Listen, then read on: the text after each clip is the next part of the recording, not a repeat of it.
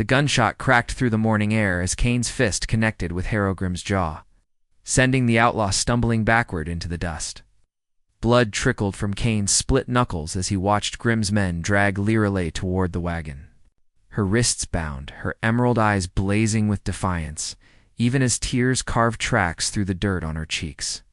"You son of a," Kane lunged forward, but the cold barrel of a Colt pressed against his temple stopped him dead. "Easy there, ranch boy." Grimm spat blood into the dirt, wiping his mouth with the back of his hand. "The debt's settled. Your daddy borrowed 2,000 from my boss, and now he's paid with something worth twice that." His yellowed teeth showed in a cruel grin as his eyes raked over Lirelei. "Pretty little thing will fetch a fine price in Tombstone's pleasure houses." Lirelei's father, Matthias Cordwell, stood trembling beside his ransacked farmhouse, his weathered hands shaking as he clutched the deed Grimm had thrust at him. She's my only daughter," he whispered, but his words carried no strength. Only the hollow echo of a man who'd gambled away everything that mattered. Kane's muscles coiled like a spring ready to snap. He'd worked the Cordwell ranch for 3 years, watching Lirelei grow from a spirited girl into a woman whose laughter could make the hardest day feel like a gift from heaven. He'd loved her from the moment she'd challenged him to a horse race.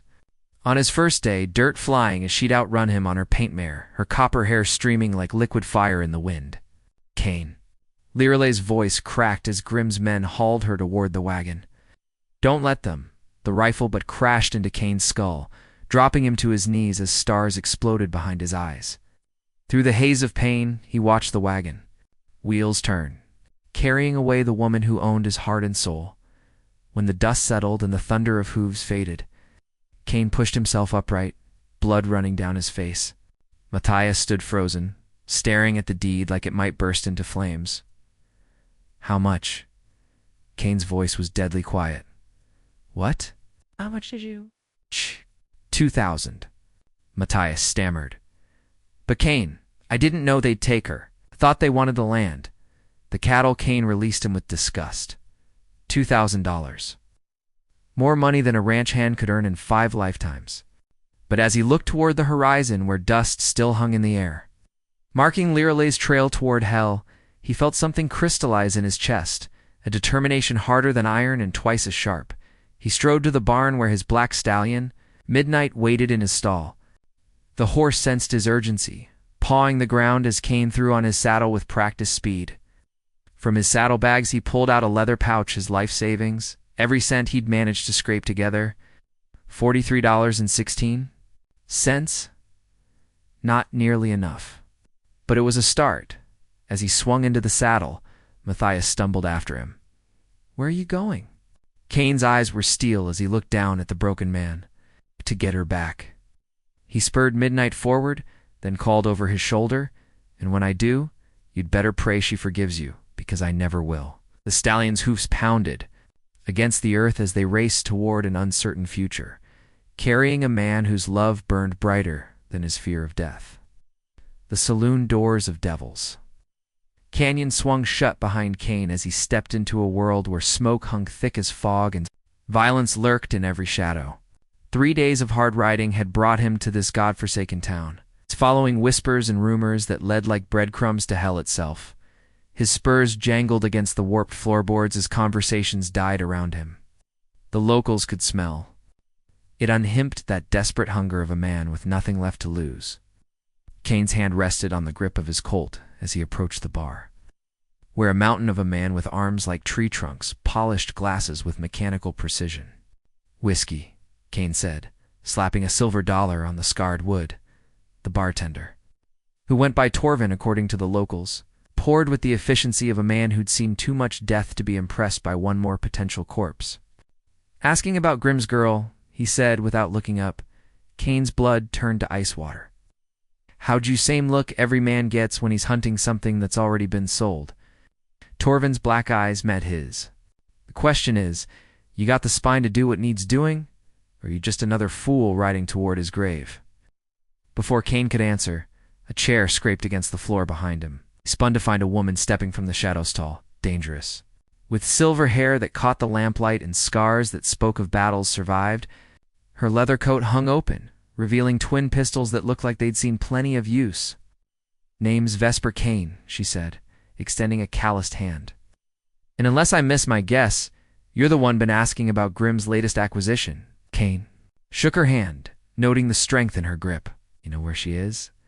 Vesper's laugh was sharp as broken glass. Boy, everyone in 3 territories knows where that bastard keeps his prizes. The question is whether you got what it takes to get her out. She gestured to an empty table. Sit. Let's talk about what you're really willing to sacrifice. They settled into chairs that had absorbed decades of desperate conversations. Vesper leaned forward, her voice dropping to barely above a whisper. Grimm's got your girl locked up in Widow's Peak fortified compound about 2 days north. Guards, dogs, and enough firepower to level a small town. He's planning to auction her off. In 5 days to the highest bidder. Kane's jaw clenched. I've got $43. Honey, that won't buy you a good saddle, let alone a human life. Vesper studied him with the intensity of a hawk evaluating prey. But there's another way. Grimm's got enemies, and I happen to be planning something that could benefit us both. She pulled out a hand-drawn map, spreading it on the table. 3 nights from now, Grimm's hosting a high-stakes poker game. Rich men, outlaws, cattle barons all, bringing cash to gamble, and bid on his ... merchandise. If someone were to disrupt that party, create enough chaos. You want to rob them? Kane said. I want to burn Grimm's empire to the ground. Vesper's eyes glittered with old hatred. He killed my brother 2 years ago, left him bleeding in the street like a rabid dog. I've been planning this revenge. Ever since? She tapped the map. You help me take down Grimm and his operation, and your girl goes free? Plus we split whatever we liberate from those vultures. Kane stared at the crude drawings, his mind racing. It was insane. Suicide. Mission dressed up as a plan. But as he thought of Liralay's face, of the terror in her eyes as they dragged her away, sanity seemed like a luxury he couldn't afford. What do you need me to do? Vesper smiled, and it was sharp enough to cut steel. First, we're going to need more guns, and I know just the place to find them. She stood, tossing coins on the table. Hope you're not attached to that clean conscience of yours, ranch boy, because where we're going, good men don't survive.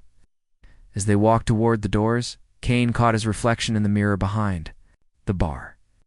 The man staring back was already different, harder, hungrier, marked by a love that had transformed into something far more dangerous. The abandoned mineshaft echoed with the sound of hammering as Kane drove another nail into the wooden coffin they'd been building for the past hour. Not a real coffin, just a hollow box designed to smuggle weapons past Grimm's guards. But the symbolism wasn't lost on him. Someone was definitely going to die before this was over. Vesper emerged from the shadows, carrying an armload of dynamite, her movements silent despite the rocky ground. 20 sticks should be enough to bring down half the compound, she said, carefully placing the explosives in the false bottom of the coffin. Question is, can you live with potentially killing innocent people? Kane's hammer stilled. There won't be any innocent people there. It's just vultures and the bastards who feed them. What about the other girls? Vesper's voice was deceptively casual, because Lirelay won't be the only one Grimm's got locked up. There'll be others, women and girls he's planning to sell.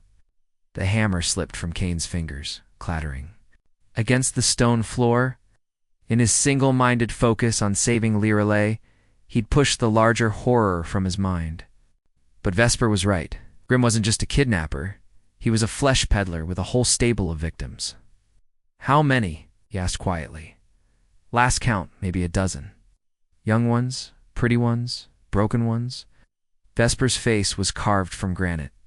That's why I need to burn him out completely. Can't leave any of his operations standing. Kane picked up the hammer, his movements mechanical as he continued working. Then we save them all. Boy, you can't save everyone. Best we can hope for is to create enough chaos that some of them get out in the confusion. She paused, studying his profile. Unless you'd rather just focus on your girl and let the others fend for themselves. The suggestion hit him like a physical blow. 3 days ago, he might have considered it might have justified focusing solely on Lirelay while others suffered. But something had changed in him during the long ride to Devil's Canyon. Something that had crystallized when he'd seen the map of Grimm's compound and realized the scope of the man's evil. We save them all, he repeated, driving the nail home with enough force to split the wood. Vesper nodded approvingly. Good, because I've got someone who can help with that. She whistled, and a figure stepped from the mine's deeper shadows. A young Mexican woman with intelligent eyes and hands that moved like a magician's. This is Esperanza, Vesper said. At. She escaped from Grimm 6 months ago, knows the compound layout better than anyone. Esperanza studied Kane with the wariness of someone who'd learned to distrust all men.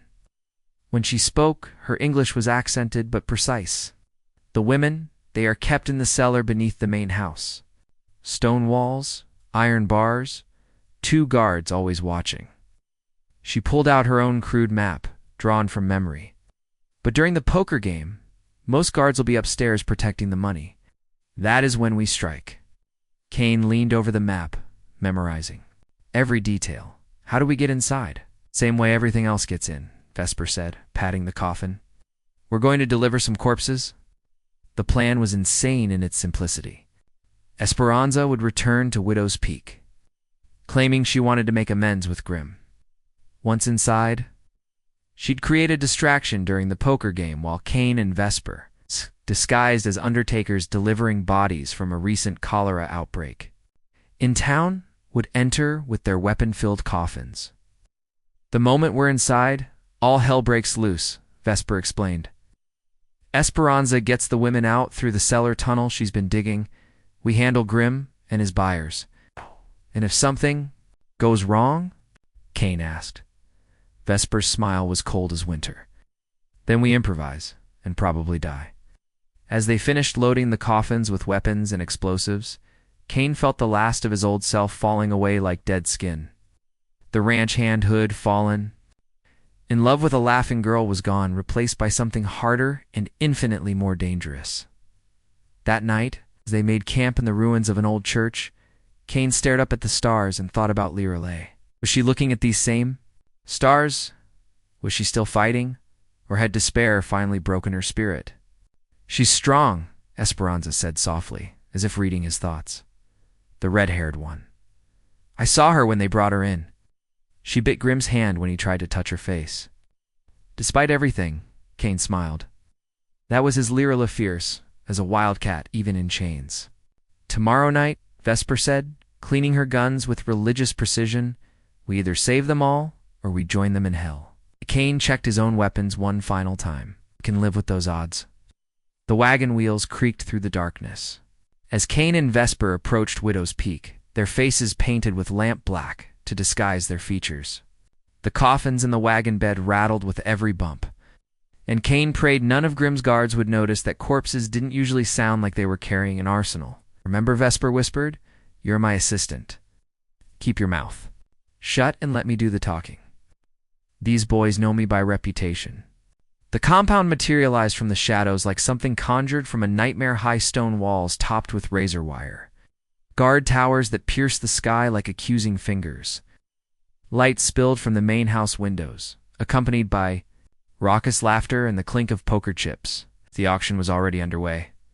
2 guards approached the gate, rifles casually trained on the wagon. Kane recognized one of them, a scarred brute named Hutchins, who'd been with Grimm when they'd taken Lirelei. State your business, Hutchins growled. Vesper spat tobacco juice into the dirt. Got 4 bodies from the cholera outbreak in Devil's Canyon. Boss wants them buried before they start stinking up the place worse than they already do. Hutchins wrinkled his nose at the smell emanating from the coffins, a clever mixture of rotting meat and sulfur that Esperanza had prepared. Christ, that's foul. Why bring them here? Because your boss owns the land. The town council wants them planted somewhere they won't contaminate the water supply. Vesper shrugged. You want to explain to Mr. Grimm why his poker game got interrupted by diseased corpses? The guards exchanged glances, neither eager to take responsibility for disrupting their boss's lucrative evening. After a moment, Hutchins waved them through. Bury them on the North Hill, away from the house, and make it quick. As they rolled through the gates, Kane caught a glimpse of the main house through the windows. Men in expensive suits sat around green felt tables, cigars clamped between their teeth as they studied their cards. At the head of the largest table sat Harrow Grimm himself, his reptilian eyes gleaming with avarice, but it was the sight beyond. The poker room that made Kane's blood boil. Through an archway, he could see a raised platform where women in chains stood like livestock, their eyes hollow with despair. A well-dressed man was examining one girl's teeth as if she were a horse he might purchase. "Easy," Vesper murmured, sensing his tension. "Not yet." They drove past the house toward the burial ground, but instead of stopping, Vesper guided the horses in a wide circle that brought them back toward the compound's rear entrance. This was where Esperanza should have created their distraction. But as they approached the back gate, Kane saw it was still guarded. Something had gone wrong. Vesper's jaw tightened. "Change of plans. We go in loud." She reached into the nearest coffin and pulled out a stick of dynamite, lighting the fuse with practiced ease. "When I throw this, you grab as many guns as you can and start shooting anything that moves. Our only advantage now is surprise." The dynamite arced through the air like a falling star, landing squarely in the center of the guard tower. The explosion lit up the night, sending wood and stone flying in all directions. Before the debris had finished falling, Kane was all ready. Moving a rifle in each hand as he vaulted from the wagon, the compound erupted into chaos. Guards poured from every building, shouting orders and firing wildly into the darkness. From inside the main house came the sound of overturning tables and panicked voices as the poker game dissolved into bedlam. Kane moved like a man possessed, each shot calculated and deadly. Years of hunting had given him steady hands and a sharp eye, but it was love that guided his bullets. Now love transformed into righteous fury. 3 guards fell before they even knew what was happening. Vesper fought beside him with the efficiency of a seasoned killer, her twin pistols spitting fire as she carved a path toward the main house. "The cellar," she shouted over the gunfire. "Get to the cellar." But as Kane reached the house's rear entrance, a familiar voice stopped him cold. Well, well, if it isn't the lovesick ranch boy. He turned to find Harrow Grimm standing in the doorway, a smoking revolver in his hand, and a cruel smile on his lips. Behind him, held at gunpoint by 2 of his men, stood Esperanza. Her face was battered, and blood trickled from her split lip. "She told us you were coming," Grimm said conversationally. Eventually, after we loosened her tongue a bit, Kane's finger tightened on his trigger, but Grimm tutted disapprovingly. "I wouldn't if I were you. See, your little girlfriend is right. Upstairs, and my boys have orders to put a bullet in her pretty head the moment they hear gunfire from down here." The standoff stretched like a wire about to snap. In the distance, Kane could hear Vesper still fighting, but she was outnumbered and outgunned. Soon, she'd be overwhelmed. Grimm's smile widened. "Drop your weapons, boy. Let's finish this like civilized men." The poker chips scattered like fallen leaves as Kane's rifle clattered to the floor, his hands raised in surrender. Around him, the remnants of Grimm's high-stakes game watched with the morbid fascination of vultures circling. A dying animal. The wealthy bidders who'd come to buy human flesh now found themselves witnesses to something far more. Primella blood debt about to be paid. "Bring him upstairs," Grimm ordered, holstering his smoking revolver. "I want him to see what his heroics have accomplished." They hauled Kane up a narrow staircase that reeked of desperation and broken dreams. The second floor was a maze of locked doors, each one containing horrors he didn't want to imagine. But at the end of the hall, in a room lit by a single oil lamp, he found what he'd been searching for. Lirelei sat chained to a wooden chair, her copper hair matted with dried blood, her emerald eyes blazing with undiminished defiance, despite the bruises that painted her face in shades of purple and yellow. When she saw him, her expression crumbled for just a moment, for relief, love, and despair warring across her features. "Kane," she whispered, and his name on her lips sounded like both a prayer and a condemnation. "How touching," Grimm sneered, settling into a leather chair that had probably cost more than most people made in a year. The knight arrives to rescue his princess, only to find he's brought her nothing but more suffering. Through the window, the sounds of gunfire were dying down. Vesper's rebellion had been crushed, along with any hope of rescue. Kane could see it in Grimm's satisfied expression. The man held all the cards, and he knew it. "Here's what's going to happen," Grimm continued, lighting an expensive cigar with deliberate slowness. "You're going to watch while I auction off your little sweetheart to the highest bidder. Then you're going to watch while they take her away to whatever fate they've purchased. And finally, I'm going to put a bullet in your head so the last thing you see is her face disappearing into hell." One of Grimm's men entered the room and whispered something in his boss's ear. The outlaw leader's grin widened impossibly. "Excellent "News," he announced. "Seems we have a new Badara gentleman from San Francisco who specializes in exotic entertainment. He's particularly interested in redheads with spirit." His eyes lingered on Lirelei with disgusting hunger. "He's offering $5,000. Lirelei's chin lifted defiantly. "Go to hell," Grimm backhanded her casually, the sound echoing through the room like a gunshot. Kane lunged forward, but two guards grabbed his arms, holding him back as rage consumed him like wildfire. "Oh no." Grimm skayed. "Save your energy, boy. You're going to need it for what comes next." But as he spoke, something changed in the era, subtle shift that only Kane noticed at first. The lamp flame flickered, and somewhere in the distance, he could hear a sound like thunder rolling across the plains. Then the floor exploded. Upward, Vesper burst through the wooden planks in a shower of splinters and dust, her clothes torn, her face streaked with blood, but her eyes burning with the fires of hell itself. In her hands were the last 2 sticks of dynamite, their fuses already lit and burning dangerously short. "Nobody moves or we all meet our maker together," she shouted. Grimm's men froze, their weapons suddenly feeling inadequate against someone crazy enough to blow up a building with herself inside it. But Grimm himself just laughed. "You're bluffing. You won't kill the girl you came to save." Vesper's smile was sharp as a razor blade. "Watch me." She tossed 1 stick of dynamite toward the far wall, where it landed near a stack of ammunition boxes. The guards dove for cover, abandoning their posts as they scrambled to escape the coming explosion. In the chaos, Kane broke free and dove toward Lirelei, his hands working frantically at her chains. The metal was old and corroded it might break if he could. Just the first explosion rocked the building, sending a tremor through the floor that knocked everyone off their feet. Fire began to lick at the walls as the ammunition caught, turning Grimm's fortress into a powder keg. "The tunnel," Vesper screamed, pointing toward a hole in the floor that hadn't been there moments before. Esperanza dug through from below. Kane snapped the last of Lirelei's chains and swept her into his arms. Behind them, Grimm was screaming orders at his men. But half the building was already on fire, and panic had replaced discipline. They dropped through the hole into a crude tunnel that stretched toward freedom. Above them, the compound burned like a beacon of justice, consuming years of accumulated evil in cleansing flame.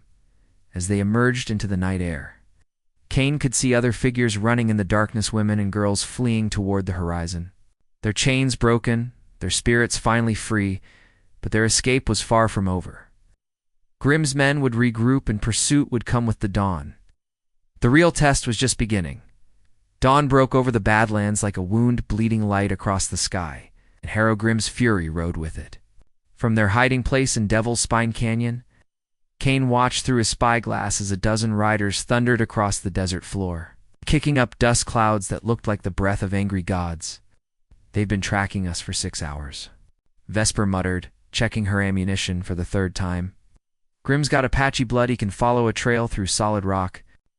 Lirelei sat propped against a boulder, her torn dress replaced by clothes they'd scavenged from an abandoned trading post. The physical wounds were healing, but Kane could see something deeper in her eyes, a wariness that hadn't been there before, like a wild animal that had learned the world contained more predators than she'd ever imagined. "How many got away?" she asked quietly.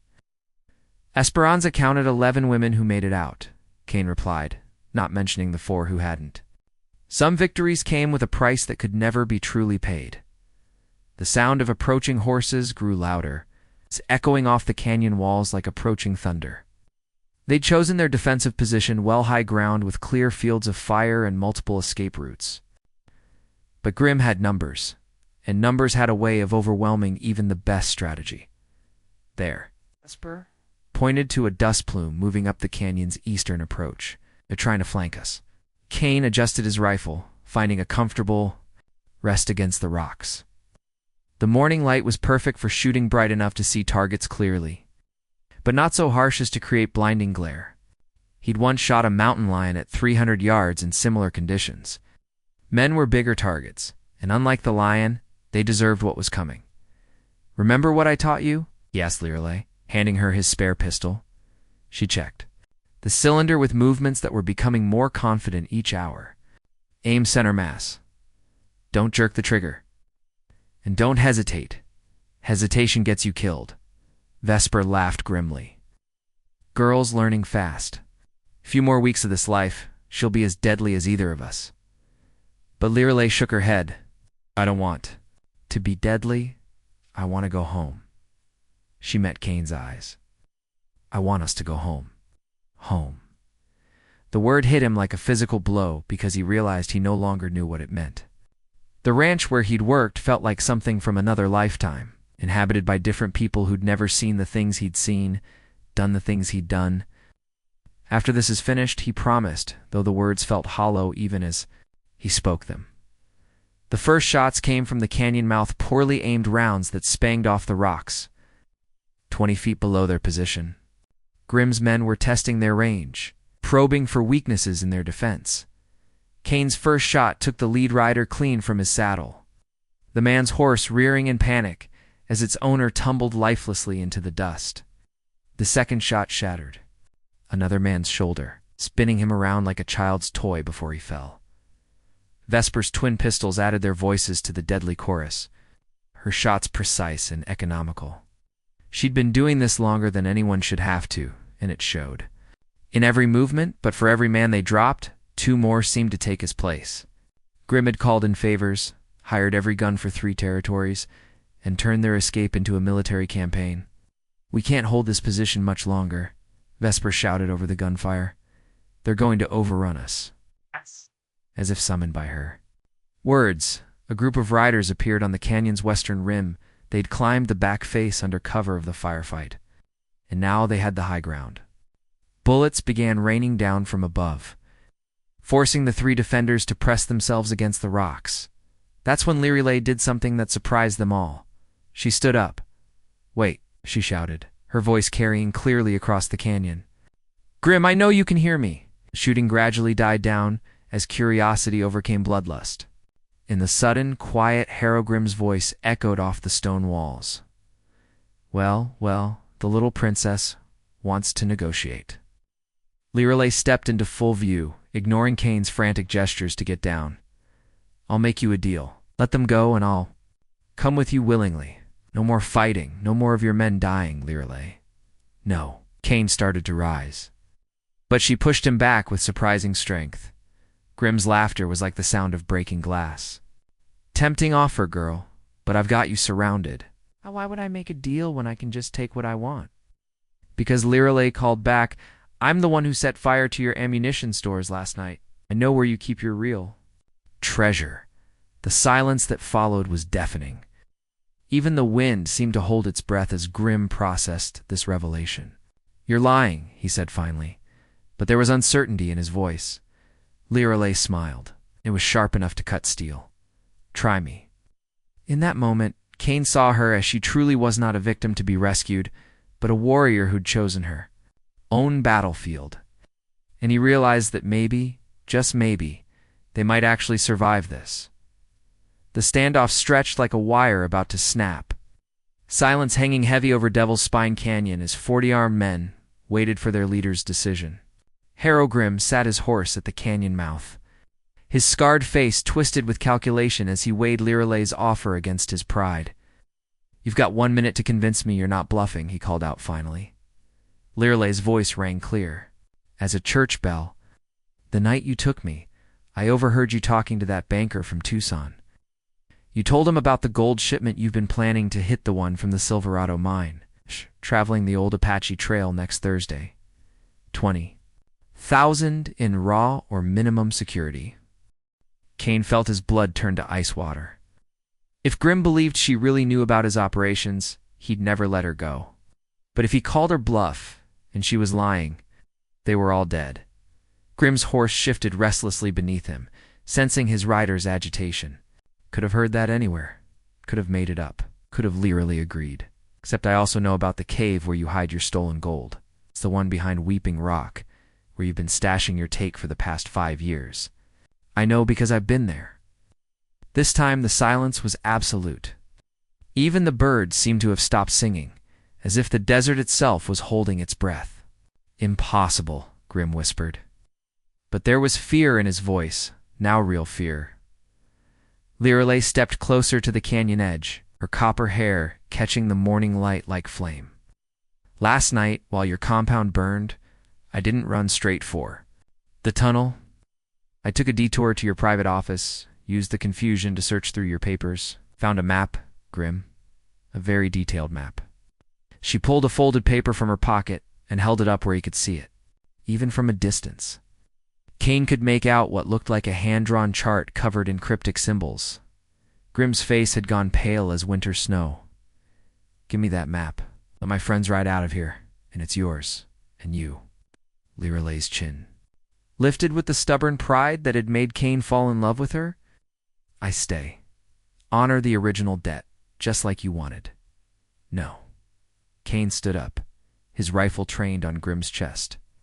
I won't let you sacrifice yourself. I won't let you die for my father's mistakes, Lirelei shot back. This is my choice, Kane. Let me make it.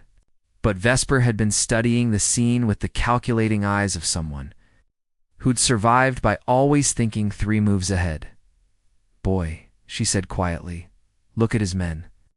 Kane shifted his gaze and immediately saw what she meant. Grim's riders were exchanging glances, whispering among themselves. The prospect of real gold, not the promise of future earnings from human trafficking, had captured their imagination in a way that loyalty to their leader never could. They're thinking about that cave, Vesper continued. Thinking about 20,000 in gold or just sitting there waiting to be claimed. And they're wondering why they should split it 40 ways when they could split it 10, ... or 5, ... or 2. As if summoned by her words, 3 of Grim's men suddenly wheeled their horses around and spurred them toward the canyon mouth.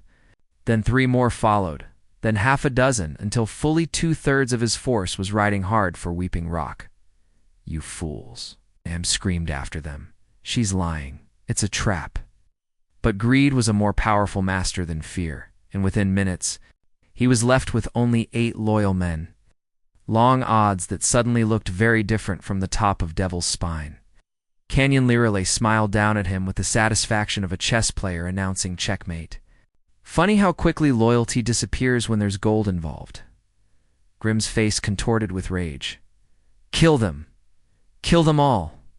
The remaining gunmen raised their weapons, but Vesper was already moving, her dynamite stick arcing through the air, to land squarely among the horses. The explosions scattered men and animals like leaves in a hurricane. And in the chaos that followed, Kane's rifle spoke with deadly authority.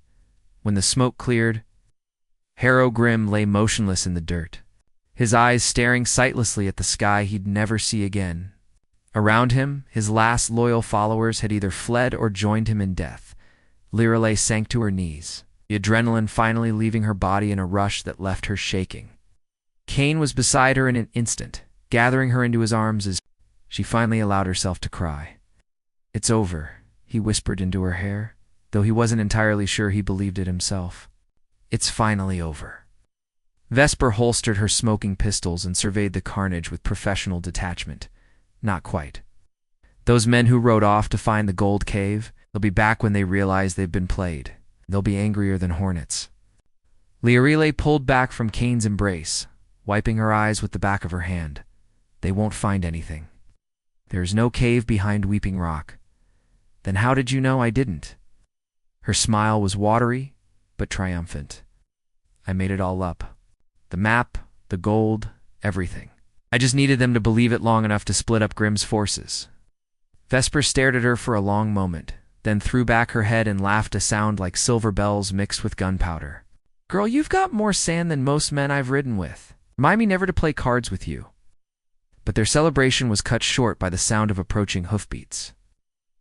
A lone rider was coming up the canyon at full gallop, and as he drew closer, Kane could see it was Matthias Cordwell Lirelei's father.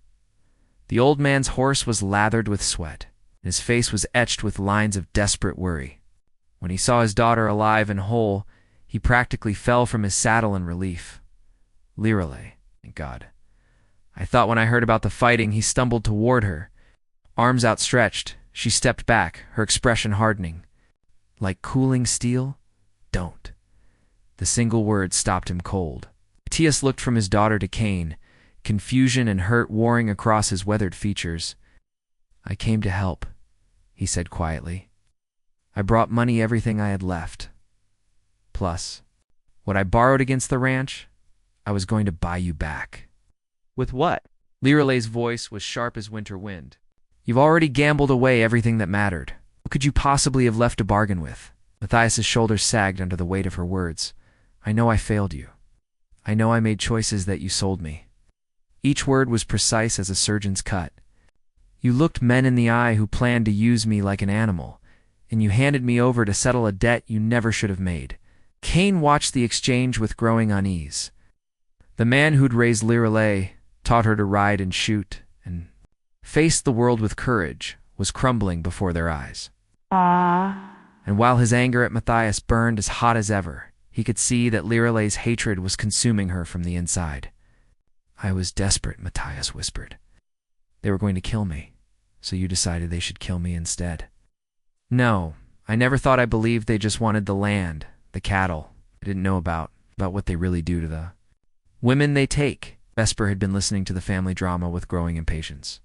Touching as this reunion is, we need to move. Those disappointed treasure hunters will be back soon, and I'd rather not be here when they arrive. Lirelei nodded, her practical side reasserting itself. She's right, we need to go. Where? Cain asked. The ranch isn't safe, Grimm's remaining. Men know where to find us there, and we don't go back to the ranch. Lirelei's eyes held a determination that was both beautiful and terrible. There's nothing for me there anymore. Matthias flinched as if she'd slapped him. Lirelei, please? You're all I have left. Then you should have thought of that before you threw me away. She turned to Cain, her expression softening. There's a town in Colorado Territory called Silver Creek. Esperanza told me about it, a place where people go to start over. No question. We could make a life there. Cain felt something twist in his chest. The future she was describing sounded like paradise, but it came at a cost he wasn't sure he could pay. What about your father? What about him? Her voice was ice and iron. He made his choice. Now I'm making mine. They gathered their few possessions and prepared to leave Devil's Spine Canyon behind forever. Vesper would head south to Mexico, where she planned to disappear into the desert and never look back. Matthias, ... Matthias would return to an empty ranch and live with the consequences of his choices. As they prepared to part ways, the old man made one last desperate attempt. The ranch, it'll be yours when I'm gone. Everything I built, everything your mother loved. You can't just walk away. From that, Lirelei paused in checking her saddle, and for a moment, Cain thought she might relent. Then she straightened, her decision made. You already walked away from it when you put it on a poker table, she said quietly. Some things, once broken, can't be fixed. She swung into her saddle with fluid grace, every inch the frontier woman she'd become. Cain mounted beside her, and together they rode toward the canyon mouth and whatever lay beyond. Behind them, Matthias Cordwell stood alone. Among the bodies of his daughter's enemies, holding the reins of his spent horse and watching the two people he loved most in the world disappear into the distance. The sun was climbing toward its zenith. When they finally stopped to rest beside a clear mountain stream, Lirelei dismounted and walked to the water's edge, staring at her reflection as if seeing herself for the first time. Do you think I'm being too hard on him? She asked, without turning around. Cain considered his words carefully. I think you're being exactly as hard as you need to be to survive this. That's not what I asked. He moved to stand beside her, their shoulders touching. Yes, I think you're being too hard on him. But I also think you have every right to be. She was quiet for a long time, watching the water flow over the smooth stones. When she finally spoke, her voice was barely above a whisper. I don't know how to forgive him, Cain. I don't know if I want to. Then don't. Not yet. He took her hand, feeling the calluses that hadn't been there a week ago. Forgiveness isn't something you owe anyone. It's something you give when you're ready, if you're ever ready. She leaned against him, and he could feel some of the tension leave her shoulders. Tell me about Silver Creek. Tell me what our life could look like there. So he did. He painted pictures with words of a small cabin beside a rushing stream of horses running free in mountain meadows, of quiet evenings by a fire with no sounds but wind through pine trees. He told her about the children they might have, the garden she could plant, the simple peace that came from building something together instead of always running from the past. And as he spoke, Lirelei smiled, really smiled for the first time since this nightmare had begun. It sounds perfect, she said. Too perfect. Are you sure such a place exists? If it doesn't, Kane replied, pulling her closer, we'll make it exist. They rode on through the afternoon, leaving the Badlands behind for the green promise of the high country. And if sometimes Lirelei looked back over her shoulder toward the distant ranch where she'd been born, she never asked to turn around. Some journeys, once begun, could only lead forward. Epilogue 2 years later, the sound of children's laughter echoed across the meadow as Kane guided his plow around the stones that seemed to grow from the Colorado soil like stubborn weeds. The cabin he and Lirelei had built overlooked Silver Creek from a gentle rise, its windows catching the morning light like welcoming eyes. She emerged from those windows now, carrying a basket of fresh bread and wearing a blue dress that brought out the green in her eyes. Behind her toddled their son, barely walking, but determined to follow his mother everywhere, his copper hair catching the sun like spun flame. Letter came for you, she called, holding up an envelope that looked travel-worn. An official? Kane set down his plow handles and wiped his hands on his shirt as he walked over to take the letter. The return address made his heart skip. Cordwell Ranch, Texas. Is it from? Lirelei's voice was carefully neutral. Yeah. He studied her face, looking for any sign of what she wanted him to do. Do you want me to read it? She was quiet for a long moment, watching their son chase a butterfly through the tall grass. Finally, she nodded. Kane opened the envelope carefully, unfolding a single sheet of paper covered in familiar handwriting. My dear Lirelei, he read aloud. I know I have no right to write to you, and I don't expect you to answer. I just wanted you to know that I sold the ranch last month. The new owners are good people, young family from Kansas who remind me of what we used to be. He paused, glancing at Lirelei, who had gone very still. I'm using the money to build a school for girls who have nowhere else to go. Esperanza is helping me run it. She says she owes a debt to all the women who didn't make it out that night. We're calling it the Lirelei Cordwell Home for New Beginnings. Lirelei's breath caught, and Kane saw tears gathering in her eyes. I don't expect this to make up for what I did, he continued reading. Nothing ever could. But I wanted you to. Know that every girl we help, every life we save, will be a testament to the daughter I failed. The daughter who was strong enough to save herself when I was too weak to protect her. The letter concluded with a simple line, I love you, and I'm proud of the woman you've become, your father. Kane folded the paper carefully and handed it to Lirelei. She stared at it for a long time without speaking, tears tracking silently down her cheeks. He's trying, she said finally. Yeah, he is. It doesn't change what happened. No, it doesn't. She looked up at him, and he saw the same fierce spirit that had first captured his heart, tempered now by hard-won wisdom. But maybe, maybe it's enough for now. Their son chose that moment to fall down in his pursuit of the butterfly, letting out a wail that could probably be heard in the next county. Lirelei hurried over to scoop him up, covering his face with kisses until his tears turned to giggles, watching them together. Kane felt a contentment so deep it almost scared him. They'd found their paradise after, all not perfect, but real. Built not on the ashes of their past, but on the foundation of choices made freely. Together, as the sun climbed higher over Silver Creek, painting the meadow in shades of gold and green, he allowed himself to believe that some stories really could have happy endings, even the ones that began with gunfire and tears,